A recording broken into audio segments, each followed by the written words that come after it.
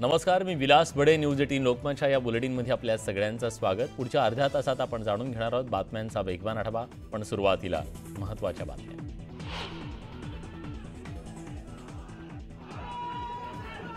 आमदार अपात्रता प्रकरणी निकालानंतर मुख्यमंत्री एकनाथ शिंदेंचं ठाण्यात जोरदार स्वागत. आम्ही बाळासाहेबांची शिवसेना मागितली, आम्हाला संपत्तीची लालसा नाही.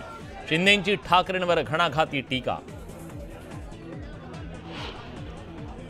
विधानसभा अध्यक्षांनी कायदेशीर निकाल दिला तर ज्यांना कायदा समजत नाही ते काही बोलतात. विरोधकांच्या आरोपात आश्चर्य नाही. उपमुख्यमंत्री फडणवीसांची प्रतिक्रिया. नार्वेकरांनी दिलेल्या निकालाविरोधात सुप्रीम कोर्टात दाद मागण्यासाठी ठाकरे गटाच्या हालचाली वाढल्या. अनिल परब तातडीनं दिल्लीला रवाना. वकिलांशी चर्चा करून याचिका दाखल करणार. अजित पवार जास्त कार्यक्षम असतील म्हणून त्यांना इकडे येण्यासाठी वेळ मिळाला नाही. पुण्यातल्या कार्यक्रमाला अजितदादांनी लावलेल्या गैरहजेरीवरून रोहित पवारांचा निशाणा. जर नरेंद्र मोदी पंतप्रधान झाले नाही तर मी भर चौकात फाशी घेईन. शिवसेना आमदार संतोष बांगर यांचं वक्तव्य.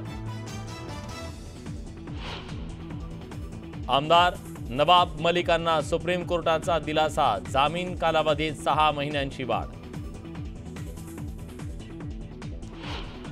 तुरुंगातून मुक्तता झाल्यानंतर काढण्यात आलेली रॅली. सुनील केदारांना भोली. विना परवानगी रॅली काढल्यानं सुनील केदारांसह 100 कार्यकर्त्यांवर गुन्हा दाखल. न्यूज 18 लोकमतच्या बातमीचा इम्पॅक्ट. बिरसी विमानतळावरून पुन्हा विमान सेवा सुरू.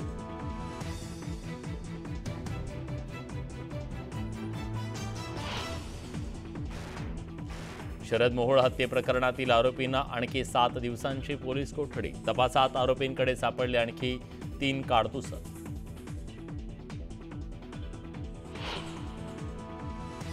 डोंबिवली सोसायटी सचिवांच्या कुटुंबाला मारहाण. मोठ्या आवाजात बोलू नका सांगितल्यानं आला राग. मारहाणीची घटना सीसीटीव्हीत कैद.